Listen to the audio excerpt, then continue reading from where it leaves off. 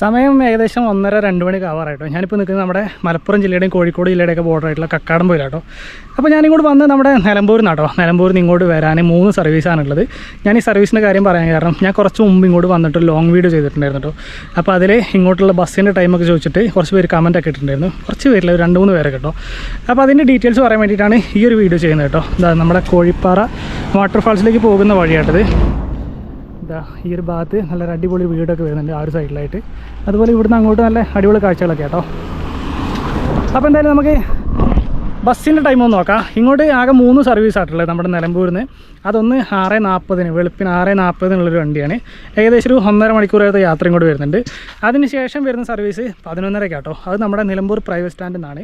6:40 വണ്ടി നമ്മുടെ KSRTC ഡിപ്പോയിൽ നിന്നാട്ടോ. ഈ 11:30 വണ്ടി മാത്രമാണ് നമ്മുടെ നിലമ്പൂർ പ്രൈവറ്റ് സ്റ്റാൻഡിൽ നിന്ന് വരുന്നത്. അതിനുശേഷമുള്ള സർവീസ് വൈകുന്നേരം 4:30 കേട്ടോ. അത് നമ്മുടെ നിലമ്പൂർ പ്രൈവറ്റ് സ്റ്റാൻഡിൽ നിന്നല്ല, KSRTC ഡിപ്പോയിൽ നിന്നാണ് വരുന്നത് ആ ഒരു സർവീസും. അപ്പോൾ ഇങ്ങോട്ട് ഒരാൾക്ക് വരുന്ന ചാർജ് ഏകദേശം ഒരു 45 രൂപ 50 രൂപേനെ ഉള്ളിലാട്ടോ വരുന്നത്.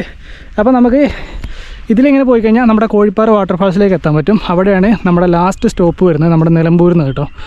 അതുപോലെ നമ്മുടെ കോഴിക്കോട് നിന്നും ഇങ്ങോട്ട് ഒരുപാട് സർവീസ് ഉണ്ട് കേട്ടോ. ഒരുപാടല്ല, ഒരു ബസ് സർവീസ് നടത്തുന്നുണ്ട്. 2-3 സർവീസ് ഉണ്ടെന്ന് തോന്നുന്നു കേട്ടോ ഇതുപോലെ തന്നെ. അപ്പോൾ അങ്ങനെയൊക്കെയാണ് ഇങ്ങോട്ടുള്ള സർവീസ് കേട്ടോ. നമ്മുടെ നിലമ്പൂരിൽ നിന്നുള്ള സർവീസിൻ്റെ ടൈമൊക്കെ അങ്ങനെയാണ് വരുന്നത്.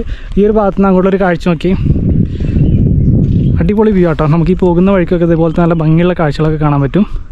ഇതിലാണ് നമ്മുടെ കുരിശുമലയിലേക്ക് പോകുന്ന വഴി കേട്ടോ, ഈ ഒരു വഴി തന്നെ.